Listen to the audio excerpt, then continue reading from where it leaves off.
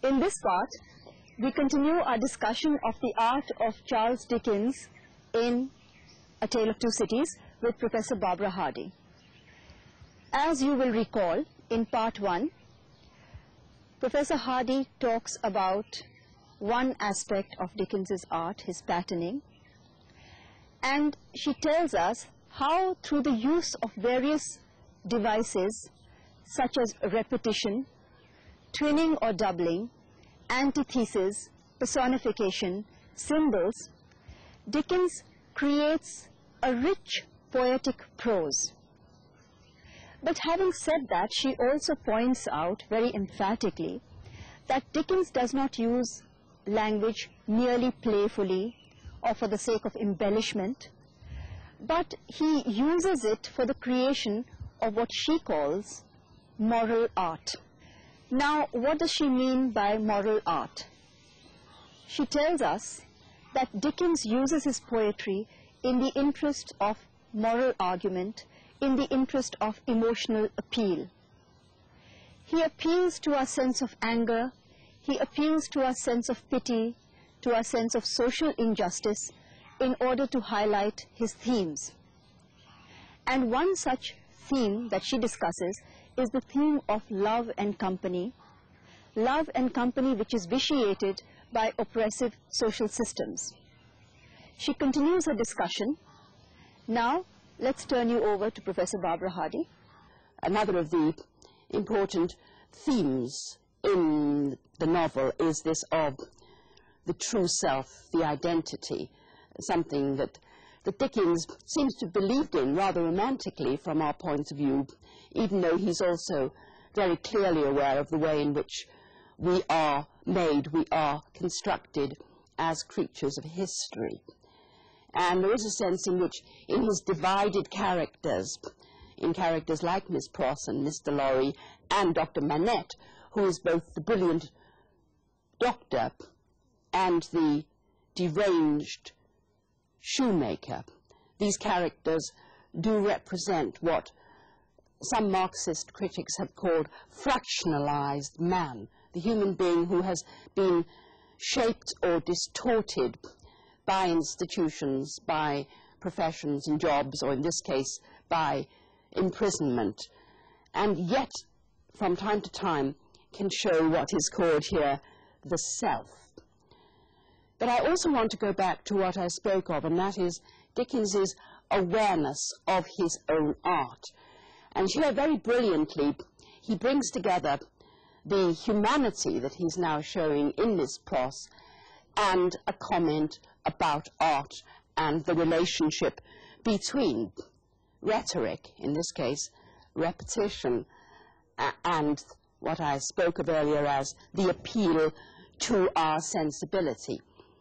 After Miss Pross has made this very powerful speech, which of course itself is proof that she is not without imagination, Dickens, who didn't often leave things to chance, makes the point explicitly for us, saying, notwithstanding Miss Pross's denial of her own imagination, there was a perception of the pain of being monotonously haunted by one sad idea in her repetition of the phrase, walking up and down, which testified to her possessing such a thing. Modern fiction is full of moments of artistic self-awareness. The narrator talks about being a narrator, addresses the reader as a reader, style draws attention to itself.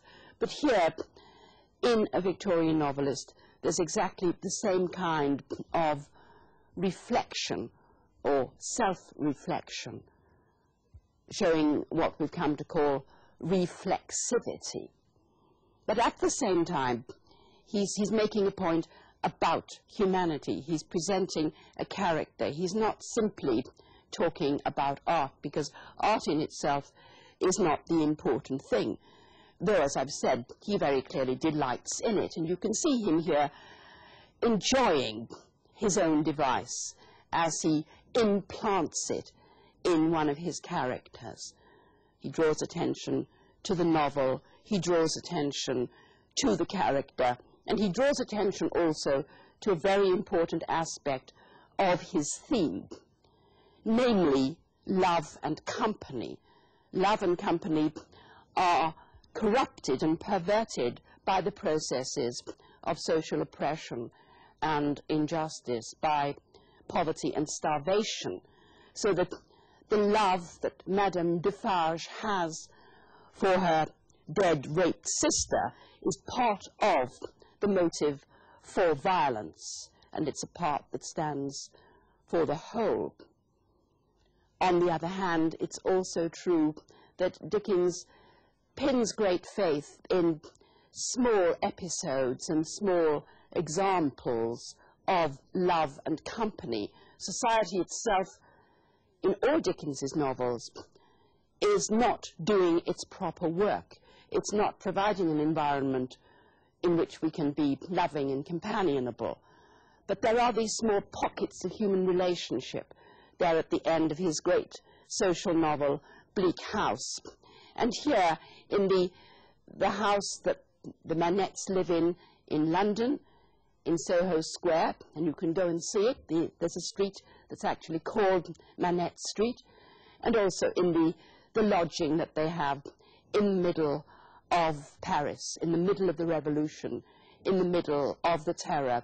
There is this little haven which points symbolically to a hope for the future, since the present is so concerned with hatred instead of love, and with violence and disruption and destruction instead of healing and company. In this chapter, there's another very important speech, or a series of speeches, and they're made by the other woman, the young woman, the heroine, Lucy Manette.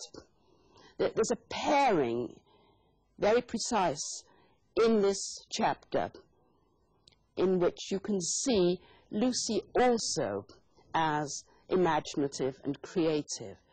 And Dickens uses Lucy's fancy in a way that I want to draw attention to, because Lucy is very easily and often seen as one of Dickens's very sentimental and orthodox women characters. I have already said that there are things about her that are conventional.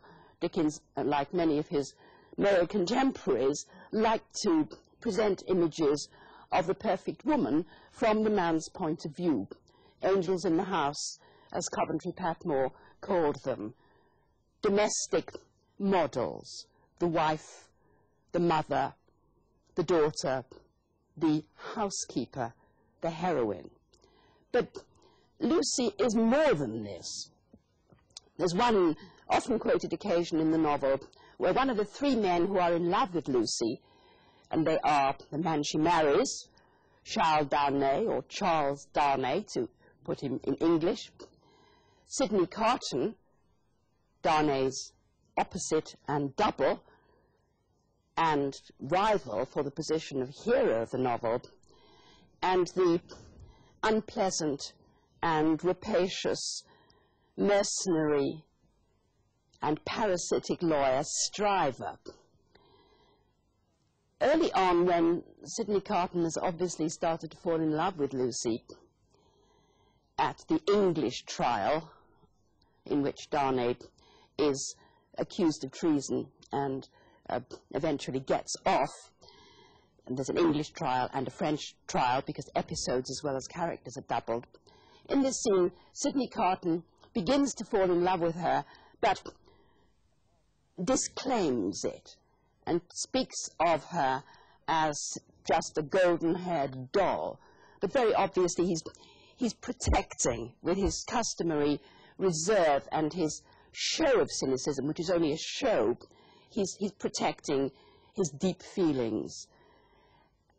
To call her a doll is in some ways very dangerous, but I suggest it draws attention to ways in which she is not a doll, to the way in which she is, like Miss Pross, possessed of a much richer inner life, emotional and intellectual, than we might think at first sight. Dickens has this interesting way, as I've already suggested, of taking us inside characters. And the characters, especially the women characters, may sometimes seem to be dolls or puppets. But Dickens, on this occasion, I think very successfully, shows us that Lucy is like Miss Pross in her creativity. And he makes her also speak for his own creativity. Lucy says that she has a fancy that the room, which seems to be full of echoes, is an expression of the future, that the echoes are what we would call pre-echoes. They're anticipations of the footsteps of unknown people who are going to come into their lives. This is a theme you find elsewhere in Dickens, who is fascinated by the thought that we don't know the future, and it's going to be full of people who are going to be influencing, helping, destroying our lives. He loved to peer over the threshold between present and future, and he makes Lucy do this. But he also makes Lucy emphasize that she is only fancying, that it may be just a baseless, whimsical fantasy. Again, drawing attention to the activity of the artist, especially the narrative artist, who makes up stories. This is a story about a very destructive and violent revolution that may perhaps be, in the end, creating a republic which, as the little seamstress says to Carton just before they go to be guillotined, may actually help people, may improve society, may make it fit for love and company. So her tentativeness, as she draws attention to the way in which we fancy but may not be certain that what we fancy or imagine is going to come true, this is something that brings out very strongly Dickens's sense, I suggest, of his own art. It is also, at the same time, making the character more complex, conferring on the character an inner life. And it's doing something else as well. It is drawing our attention to the future. One of the early chapters in the first book of the novel is called Preparations. And Dickens was a great master of what the later novelist Henry James called the art of preparation. When advising a friend and another novelist, Wilkie Collins, Dickens said, "Make 'em laugh, make 'em cry, make 'em wait." And Dickens is wonderful at creating curiosity and tension, making us look ahead. He does so here because the characters are all looking ahead. Lucy speaks so expressively about this foreboding sense of the future that her apprehension, her fancy becomes infectious, and they all begin to look ahead too. And most important, from the point of view of Dickens's art, the reader also looks ahead. Those footsteps are very important because they are to become the footsteps of the revolutionaries, going to crowd in very terrifyingly upon the action and relationships and stabilities of the novel. And here again I want to draw your attention to Dickens's use of repetition, because Lucy's fancy and the idea and image of echoes and footsteps are all things that are going to be repeated later on. Also, footsteps here is a very important and interesting figure of speech. It's what is called a synecdoche. It's a part that stands for a whole. So the footsteps represents the movement of part of a body, and footsteps represents the inexorable tread of the crowd, of the mob. So it stands in a very appropriate and very frightening way for the power of revolution, for the anonymity, for the way in which, as Dickens shows in many scenes in the novel, the way in which people who, as individuals, may be capable of love and humanity, when banded together by desperation into a mob, and this is shown in London as well as in Paris, will lose, literally, will lose their heads, will lose their hearts, will become simply anonymous. And the footstep stands here for a revolutionary activity. If Dickens has powerful beginnings, he also has powerful endings. The very last chapter in the novel is called "The Footsteps Die Out Forever." And here there's a sense in which they are the footsteps of the novel's characters, because, of course, when Lucy anticipated those footsteps, they were representing not only the revolutionary treading mob, they were also looking ahead to those characters she and we had not yet met in the novel. So "The Footsteps Die Out Forever" it is a very good title. It's a concluding title. And if I can say very briefly, it's worth looking at the chapter titles. In the first book, they're all nouns, sometimes abstract nouns like the period, and sometimes very important common nouns like the wine shop and the shoemaker. Sometimes the chapter titles are there to draw attention to the novel's repeated symbols. One example is shadow and substance. Another example is footstep.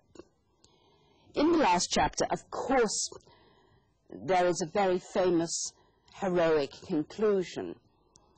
Sidney Carton, who is divided man, good and bad, wasted and creative, substitutes heroically for his rival, for Charles Darnay, Lucy's husband. He does it for love, and at the end he is also shown in love and company with another victim of the guillotine, the little seamstress.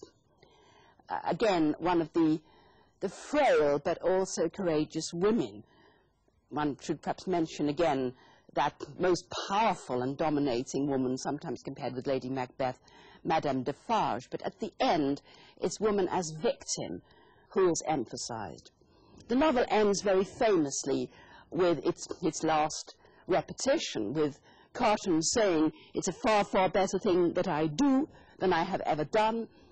It is a far, far better rest that I go to than I have ever known." His footsteps die out. It seems less declamatory if one recognizes this last sentence, I think, as part of the pattern of doubling and repetition.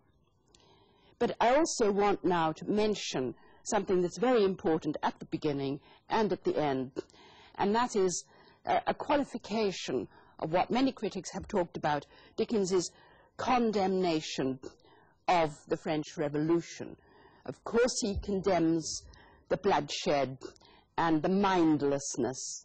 He condemns the destruction. He condemns the disruption of society. He shows very thoroughly in symbol and also in individual examples, the causes for that revolution. And as I said at the beginning, at the start of the novel, he also reminds us that English has its problems with revolution too. And at the beginning, that mention of the American Revolution, though it can be and often is passed over, is something that should be carefully read. At the beginning and at the end of the novel, Dickens very explicitly suggests that perhaps after all, the revolutionary aims may be attained. He says, for instance, in the character of a little seamstress, if the Republic really does good to the poor, and they come to be less hungry and in all ways to suffer less, her sister, who survives, she thinks, may live a long time. She may even live to be old. And this is a very important qualification. Dickens is sometimes said to be totally uncompromising in his attack on the revolution, and also to be totally complimentary towards England, made to represent an orderly and peaceful society. I think this is a quite wrong reading of the novel. The mob is shown, the trial is shown, poverty is shown, injustice is shown in England more briefly, but very vividly. And England is indicted as well as France. And it's important to remember this because it's sometimes said that before Sidney Carton goes to his heroic and self-sacrificing death, he then looks ahead in a prophetic way towards the future. And it's sometimes said this is tacked on. It's an afterthought not prepared for by the novel. I think, in fact, at that beginning, with the mention of the French Revolution, in the representation of the brutality and suavity of the monarchy in England and in France, and throughout the novel, there's plenty of preparation. But let me just remind you of Sidney Carton's heroic vision. Dickens often likes to end with a sense of futurity, because when we come to ends, if we are making stories, we may very well be aware that the end is arbitrary and lots of things are going to happen in society and in our own life and in our own art after those final sounding words, the end. But it's very important in this novel because the present has been occupied with destruction and violence. And so when Carton looks ahead, it's a very important glimpse into an optimistic future. But it too is presented provisionally. Dickens is not naive and crude in the concluding vision. He says, for instance, if he, Carton, had given an utterance to his last inspiriting thoughts, if he had given an utterance to his thoughts and they were prophetic, they would have been these. And then a very important sentence, which I will conclude with, part of what he looks ahead to is a future surrogate for himself in Lucy's descendants. And part of what he looks ahead to is less personal and is political. I see a beautiful city and brilliant people rising from this abyss. So perhaps the last variation I can mention is this one. It's a tale of two cities, London and Paris, and all that they represent. But at the end, there is the variation of a third city that may perhaps be constructed in the future. In this talk, we have learnt about the moral art of Charles Dickens. We have seen how the art, the characterization, and the themes are all closely interrelated. Towards the end of the talk, Barbara Hardy makes a very interesting point. She tells us that Dickens indicts English society as much as he does French society. Now, would you agree with that? In block 2, if you go back to our discussion of the novel, you'll notice that we have given you a different point of view. It is important to remember that in a literary text, there is always room for more than one interpretation.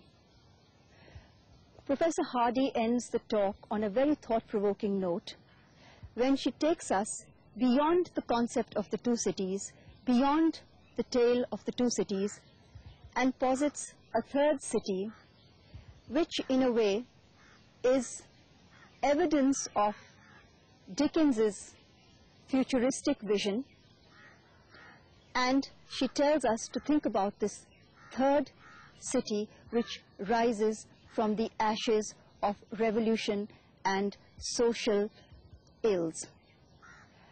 With these added insights and critical perspectives, we hope that you will be able to read the novel much more fruitfully.